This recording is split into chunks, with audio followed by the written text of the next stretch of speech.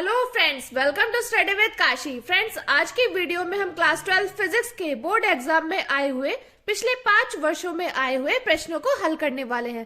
Friends, आज की video बहुत ही ज्यादा महत्वपूर्ण होने वाली है क्योंकि यहाँ पर मैंने पिछले 5 वर्ष से आए हुए जितने भी इंपॉर्टेंट प्रश्न थे वो यहाँ पर लिए हैं।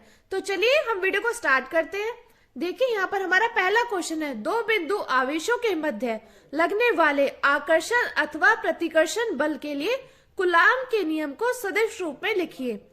ये फ्रेंड्स क्वेश्चन आपका 2018, 19, 22 और 24 में आया है और 2025 में आने के इसके पूरे चांसेस है। तो देखिए, यहाँ पर हम लिखते हैं कूलाम के नियम का सदिश रूप। तो आप जानते होंगे कूलाम का नियम क्या होता है।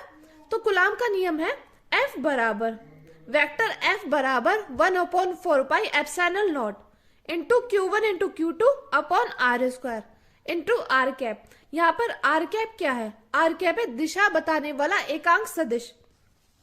यहाँ पर R कैप है हमारा दिशा बताने वाला एकांक सदिश। और R कैप बराबर क्या होता है? R कैप को लिखते हैं R vector upon R square. क्या लिखते हैं? R कैप को लिखते हैं R vector upon R square. तो यहाँ पर देखिए, वेक्टर F बराबर 1/4 pi epsilon not into Q1 into Q2 upon R की क्यूब। तो ये R की क्यूब क्यों आया यहाँ पर? क्योंकि हमने R वेक्टर की जगह लिखा, R कैप की जगह लिखा vector R upon R square. तो देखिए, इसकी जगह हमने क्या लिखा? R vector R upon R। जब हमने ये लिख दिया है तो फिर यहाँ पे देखिए, ये है R स्क्वायर और यहाँ पे क्या? एक R। तो ये मिलकर कितने हो जाएंगे? R की क्यूब और यहाँ पे आ जाएगा R वेक्टर। तो फ्रेंड्स, ये था हमारा कूलाम के नियम का सदिश रूप।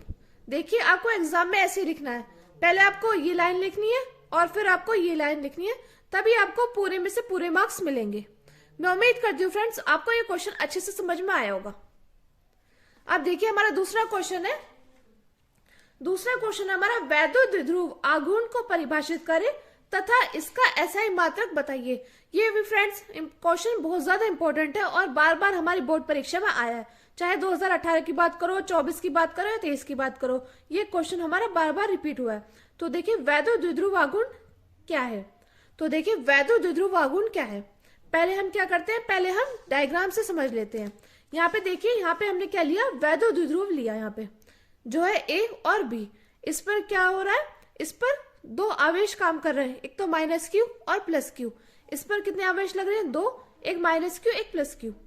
अब हमने क्या किया, और देखिए ये इसकी क्या है? ये इसकी है दूरी, इनके बीच की दूरी। यहाँ पर कोई वस्तु है, इसकी L और इसकी L, तो कुल मिलाकर कितनी हो गई? 2L। तो देखिए, अब हम परिभाषा लिखते हैं। वैद्युत द्विध्रुव के दो बिंदु आवेशों में से किसी एक आवेश के परिमाण तथा दोनों आवेशों के बीच की दूरी के गुणनफल की वैद्युत द्विध्रुव आघूर्ण कहते हैं। इसे P से प्रदर्शित करते हैं। किससे प्रदर्शित करते हैं? इसे हम P से प्रदर्शित करते हैं। तो देखिए, वैद्युत हम लिखते हैं वैद्युत द्विध्रुव के दो बिंदु आवेशों में से दो बिंदु आवेश, पहले हमने वैद्युत द्विध्रुव लिखा, फिर उसके बाद दो बिंदु आवेशों में से किसी एक आवेश के परिमाण तथा दोनों आवेशों के बीच की दूरी के गुणनफल को वैद्युत द्विध्रुव कहते हैं। फ्रेंड्स, ये परिभाषा बहुत ही ज्यादा महत्वपूर्ण है और देखिए, यहाँ पर मैंने बहुत ही इजी वे में लिखा है कि वैद्युत द्विध्रुव के दो बिंदु आवेशों में से किसी एक आवेश का परिमाण तथा दोनों आवेशों के बीच की दूरी के गुणनफल के क्या होता है? हम वैद्युत द्विध्रुव बोलते हैं। तो इसे हम किससे प्रदर्शित करते हैं? इसे P से प्रदर्शित करते हैं। अब देखिए, इसका सूत्र क्या है? P बराबर Q इंटू 2L। Q क्या था? दो बिंदु आवेशों में से किसी एक आवेश का परिमाण था। और देखिए, L क्या था?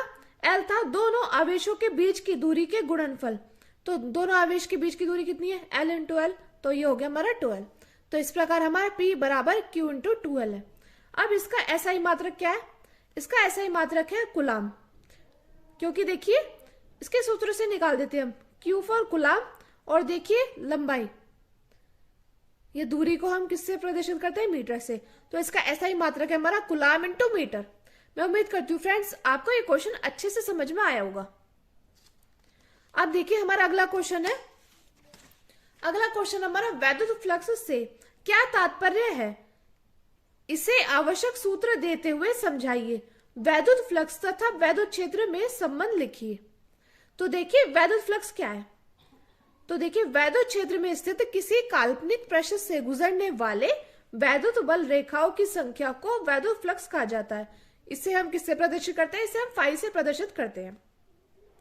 अब देखिए यहाँ पर हमने क्या लिया है, यहाँ पे हमने लिया है वैद्युत बल रेखा है।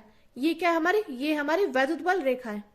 और ये क्या है हमारा? ये हमारा काल्पनिक पृष्ठ जो कि है ए।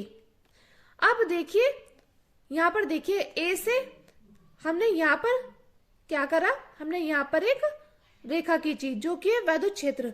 तो देखिए यहाँ पर एक कोण बना। ये कोण क्या है? ये कोण है थीटा। तो ये हमने लिखा है कि वैद्युत फ्लक्स वैद्युत क्षेत्र में स्थित किसी काल्पनिक पृष्ठ से गुजरने वाले वैद्युत बल रेखाएं की संख्या को वैद्युत फ्लक्स कहा जाता है। इसे फाई से प्रदर्शित करते हैं। अब हमारा क्वेश्चन में दिया गया है वैद्युत फ्लक्स तथा वैद्युत क्षेत्र में संबंध। तो इसमें क्या संबंध होता है? फाई बराबर ई ए कॉस थीटा।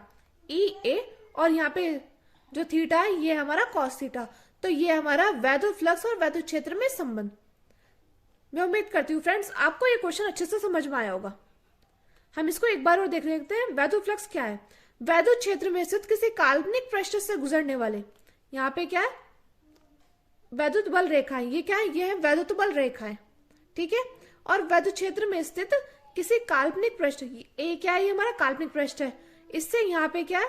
यहाँ पे कोण खींचा हमने जो कि है थीटा। तो देखिए और इसको हम किससे प्रदर्शित करते हैं? वैद्युत फ्लक्स को हम फाई से प्रदर्शित करते हैं। उसका सूत्र है फाई बराबर ई ए कॉस थीटा।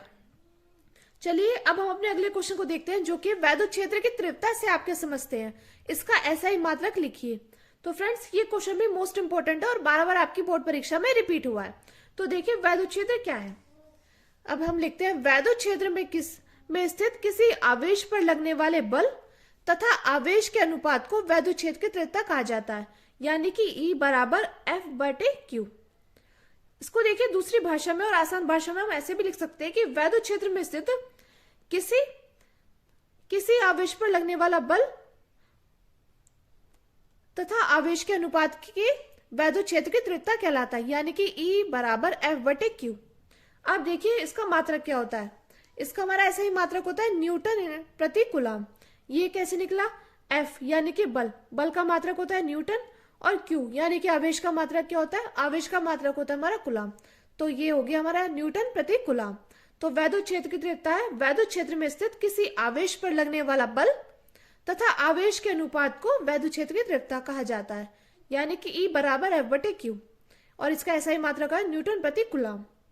तो फ्रेंड्स ये था हमारा मोस्ट इंपोर्टेंट क्वेश्चन। चलिए अब हम अपने अगले क्वेश्चन को देखते हैं जो कि है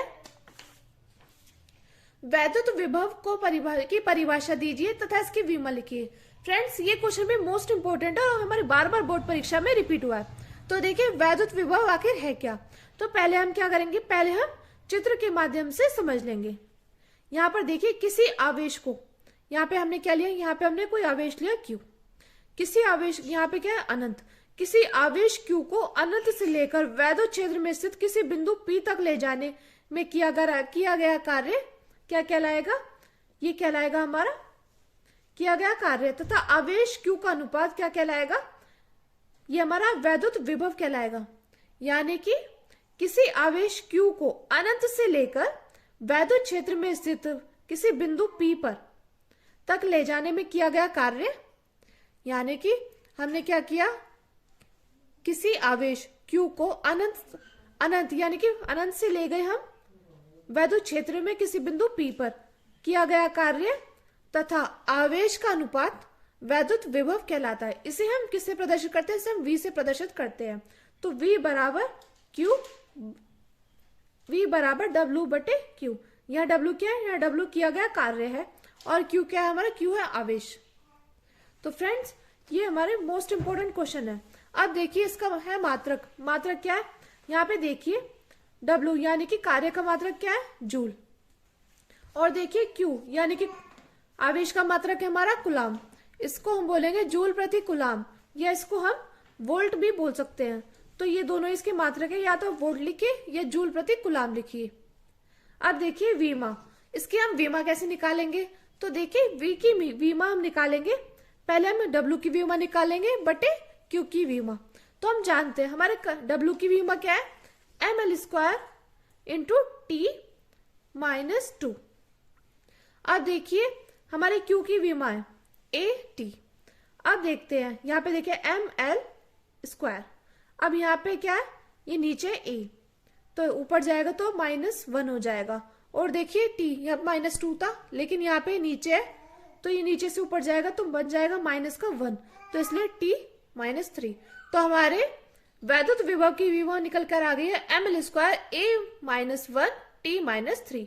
तो फ्रेंड्स ये थे हमारे कुछ इंपॉर्टेंट क्वेश्चन जो कि हमारे बोर्ड परीक्षा में बार बार रिपीट होते हैं। मैं उम्मीद करती हूँ फ्रेंड्स आपको ये वीडियो अच्छी लगी होगी। अगर आपको वीडियो अच्छी लगी तो प्लीज हमारे चैनल को सब्सक्राइब कीजिए और वीडियो को लाइक शेयर कमेंट जरूर कीजिए। और फ्रेंड्स अगर आपको वीडियो अच्छी लगी हो तो प्लीज कमेंट जरूर करिए, क्योंकि आपका कमेंट मेरे लिए मोटिवेशन का काम करता है।